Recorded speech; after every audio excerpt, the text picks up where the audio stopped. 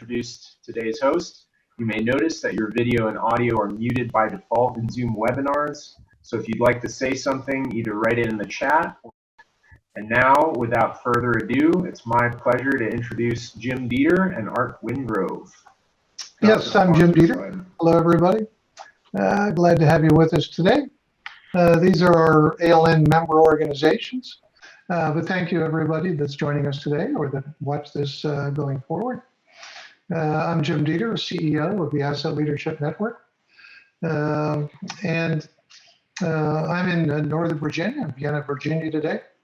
I don't know if Nick mentioned, but he's in Lander, Wyoming. I have and there's his background. There it is. Yeah.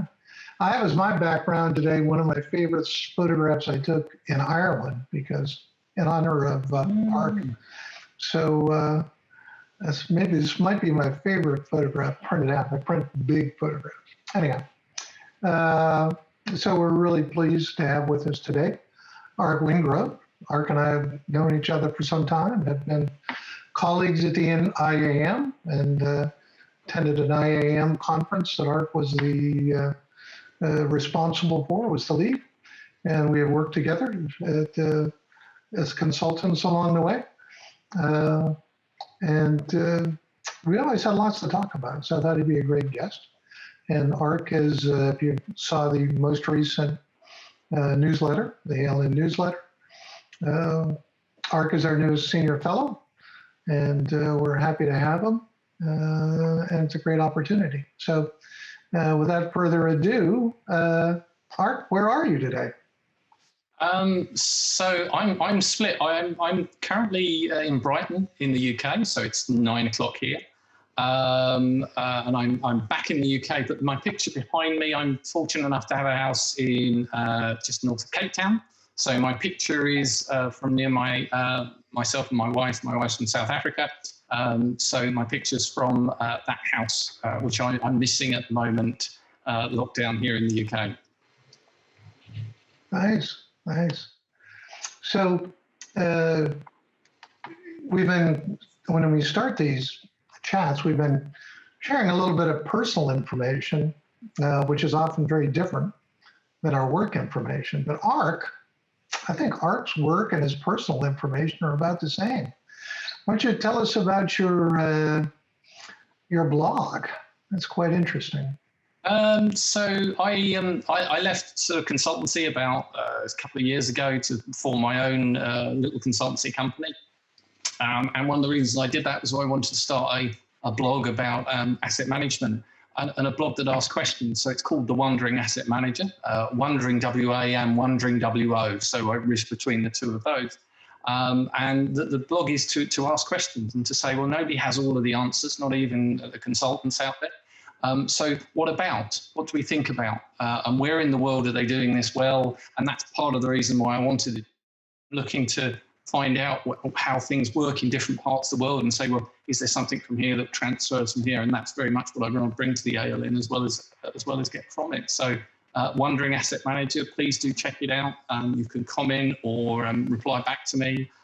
Or if anyone wants to guest blog, it's not just me. We have guest bloggers on there as well. So if somebody's got a subject that they want to put on there, then please do.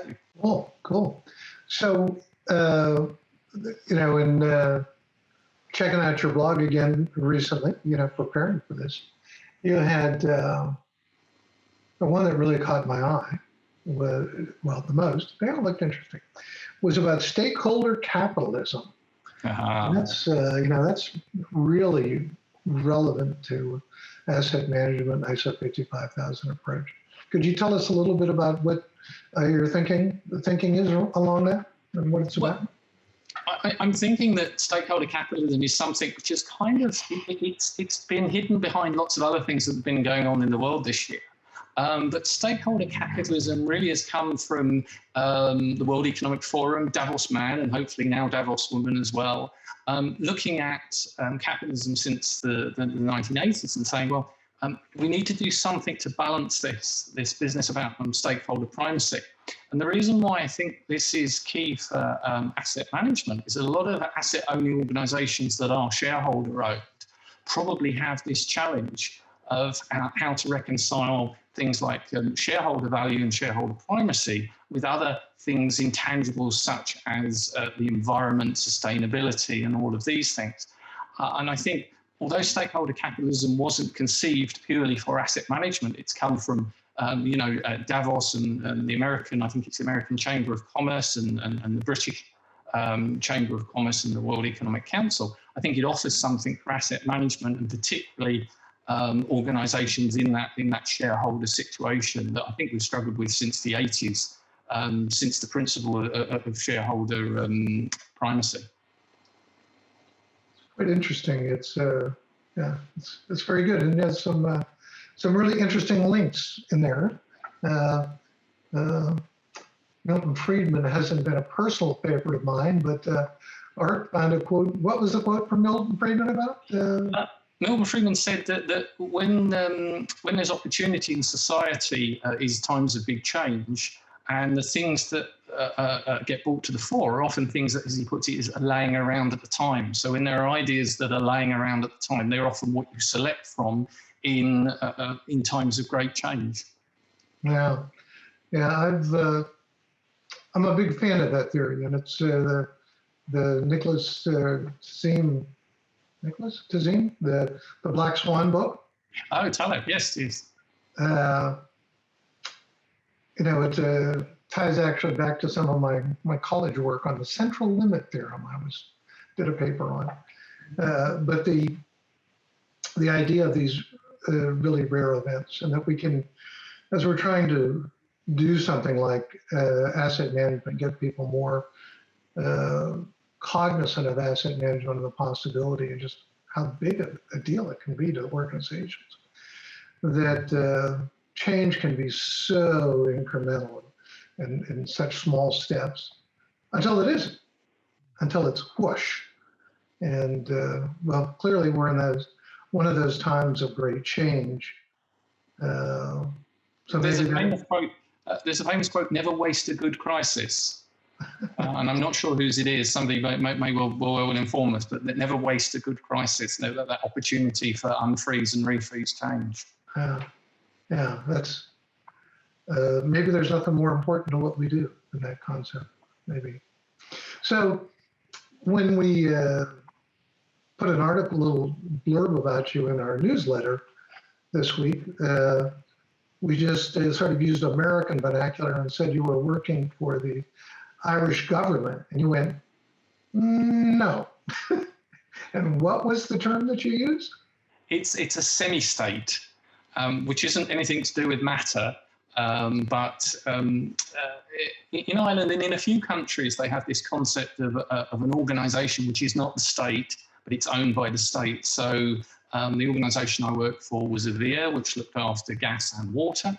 And that was a company, an organisation with profit and loss, but it was solely owned by the government. And that's actually, I think, a good solution to not having too much political interference, but equally giving some guidance. And again, this links back to difference between stakeholder organisations and owner organisations. So the concept of semi-state, Indonesia has the same with their power and their critical infrastructure, and Malaysia as well. Yeah, that reminds me of Doug Detter, and he was a speaker at the National Academy of Sciences at our event 4 years ago, I think, 4 or 5 years ago. But he has a book that is all about assets and how assets around the world. He quotes a number of something like $177 trillion worth of assets, state-owned assets, around the world, and there's really hardly any coherent national strategies to manage those assets. And one of the things he recommends is some mechanism to set aside assets and get them, decide which ones you want to have privatized and which ones you want to be public, and but then put a kind of a fence around them and hire people to manage them that actually know something about it. So that sounds in that direction. if I can chip in there, because I've lived my life through this in the UK. In the 1980s, we had the Thatcher government, which had an ideology of privatisation, and it worked for some asset classes and it didn't work for others. And I have an opinion on it. It worked well for gas and it worked well for power and power generation, but it didn't work well for water because of the nature of those different things. And it hasn't worked well for instance, the rail network because it's fragmented it. So I think ideology is sometimes the enemy of good practice asset management, because you should look at the asset and say, what is the right ownership? Is it state, semi-state, privately owned, or PPP, PFI, which I think known as P3 or 3P, which I think offers a lot in some of these circumstances, and I know it's getting more popular around the world. Ironically, as it gets less popular here because of the early mistakes. So I know you've worked in a number of different countries. You see that ownership approaches play out differently in each country? Are there similarities, or? I think there are similarities between, I think ownership has a lot to do with the culture that you get. If you think about state-owned assets and almost the old, people would join, and they'd join as an apprentice and they'd be with the organisation, and there'd really be this word stewardship, which I think is a very positive word as far as asset management is concerned. So I think the ownership status almost gives that culture, and then that culture really drives the asset management. It's hard for the asset management to drive against that culture. So I think if you go into state-owned or semi-state, you can feel that there's a different culture created by that. It gives the space to say, well, we're going to do the right thing, as opposed to it's the bottom line, it's the bottom line. So I think there's that. Also, the different culture of different countries then feeds into asset management very interestingly. So Southeast Asia, it's a lot about compliance. So they're very highly, when you go and audit there, it's very hard actually to pick things up that are non-compliant because they're very good at doing compliance. So I think there's two aspects in there. Yeah. One of the things that I think is, as soon as we get out of a fairly small circle of asset management people, I mean, all the people we deal with, but we're trying to explain it to others. And to me, the breakthrough concept, the big concept of ISO 55000 is that asset is defined as something that provides value rather than something that you own or acquire in a particular way. And it's just such a huge difference. Do you see that playing differently in different countries and their understanding of asset and capital asset? Yes, I think the challenge everywhere is that difference between cost and profit and value. And I think, to be more specific, the challenge isn't saying, well, this is how we link health and well-being to value, but this is how we actually walk the talk when it comes down to making two decisions. When you come down to that decision where purely financially it's A, but if you look at that value, it's B, that's the point where the rubber hits the road. That's the point where the organisation either means it or not. So I think that's the challenge, and I don't see anyone particularly good at that. I think the Australians have probably done a lot with their fair value accounting, but it's kind of reached a point where it hasn't got through into the boardroom yet. They've not made that break, and this is where stakeholder capitalism could come in as well. But we need to be ready to explain what it means in the detail to the people who have the ideas. So I think it's going to be an interesting time over the next few years. The other disappointment is ISO 5511, the government or the intended standard or guidance for policy for government in asset management, not really making it through to the end tape. And I know, Jim, you know more about the trials and tribulations of publishing ISOs than me. And it's quite a disappointment that didn't actually make its way through to the finish line. Yeah, there's a long story there. But I know, normally there's been a lot of good words written for that document, but nothing that so far that's gotten to the point where people could reach agreement on it.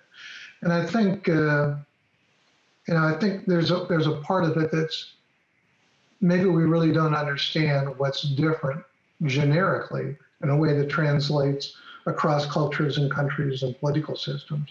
What's different between private industry and government. I'm not sure we understand that. You did get into it a little bit. Yeah, interestingly, back to your blog on the stakeholder capitalism. It's what I took from it is, there's this point of view that the stakeholder capitalism that private enterprises should more engage stakeholders and not just shareholders. But that, and I think it's almost a verbatim quote, is the government should already be working like that. So how does that change things, and does that, going to a stakeholder capitalism, do you think that'll make less distinction between government and private in the way assets are considered and managed? I think it should, but the cynic in me says that with the stakeholder capitalism, that unless it is somehow mandated or signed up to, it'll actually provide a disincentive to do it, because the organisations that consider those intangibles might put themselves at a competitive disadvantage. So I think at the moment within it, my balance is feeling that it's a good idea. It might lead to another conversation, but it's not strong enough. It's not being pushed strongly enough or taken up strongly enough to flip it into that. And about my, governments should be working like that. That was definitely a bit of tongue-in-cheek irony that the governments haven't figured that out fully yet. Anyway, and I guess if the shareholder is the thing pulling you in maybe the wrong direction in the private sector, the politics is probably doing the same in the public sector. Yeah, interesting. Yeah. So. One of the things people always ask me about, and I think ask all of us, I know the U.S. tag for ISO 55000 is working on it.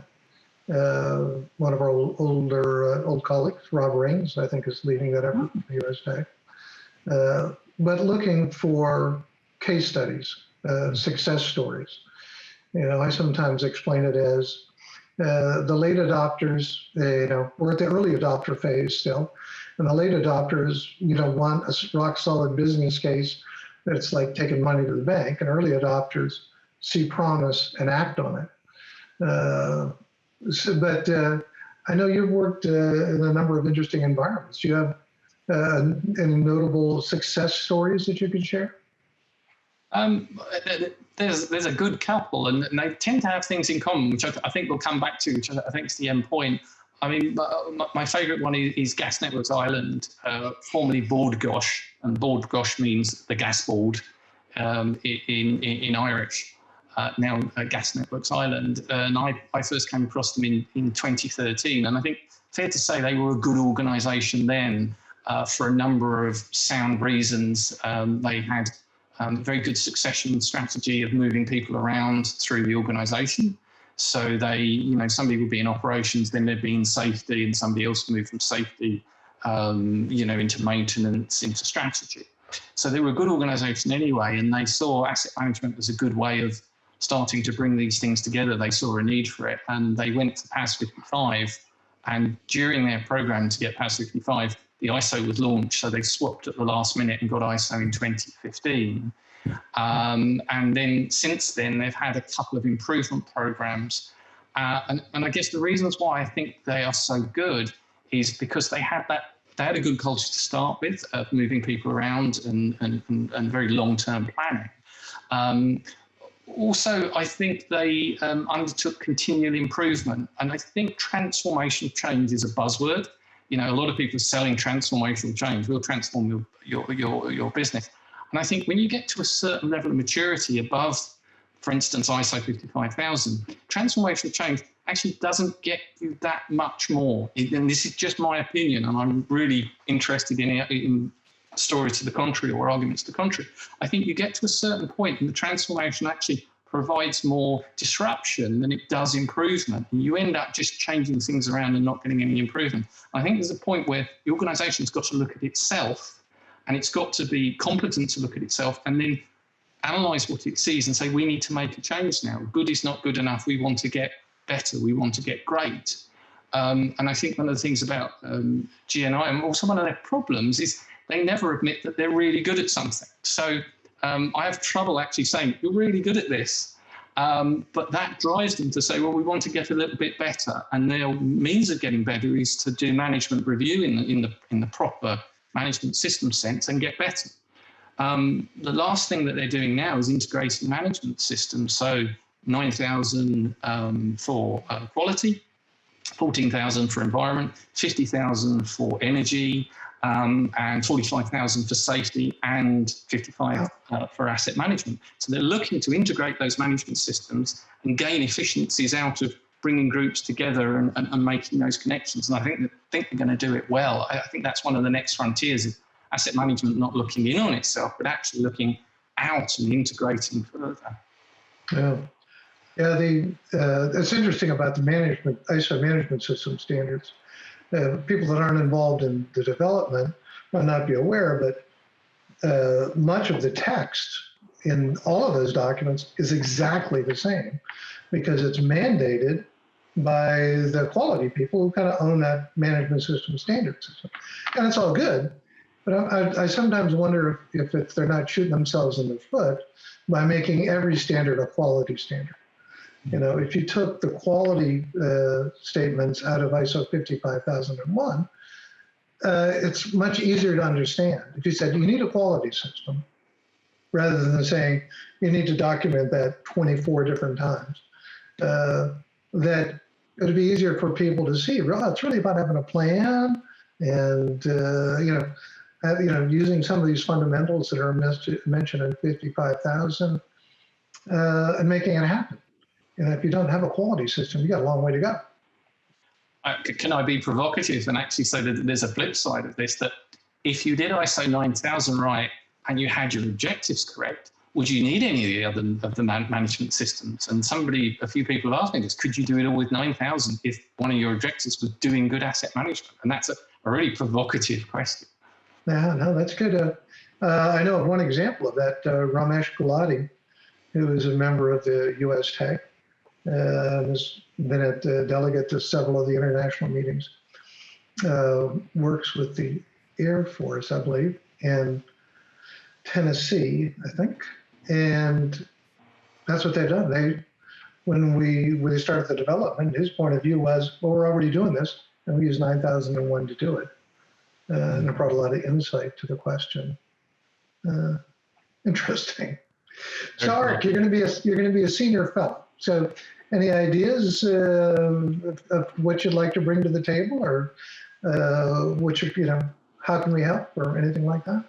So I think I can help with all the normal things, like I've helped write SAMPs and all of these things. But I think what I'd like to offer up mainly is that, do you want 3 or 4 different versions of how this has happened before somewhere else? So I think the main thing I'd like to offer is if you think that there may be other ways of doing this, I'd definitely like to offer the services of saying, well, actually there are 2 or 3, and I'll probably have some backup information from those organisations or contacts. So that's one of the things I'd like to bring. I'm doing a lot recently in the water sector. So I'm really coming home. I started off in the water sector, at the beginning of my career, and went via nuclear, rail, and a load of others. But I'm coming back to water now on waterways. So if there's anything in the water sector in particular to offer. So it's probably those 2 things that I can offer the ALN, and are looking for, the way you're developing things and what you're looking at. Yeah, I mean, we are about what our members can do and can make happen, and how we can help and support each other. That's good. Okay, guys. Well, we are at that Q&A section of the chat, and we had one question.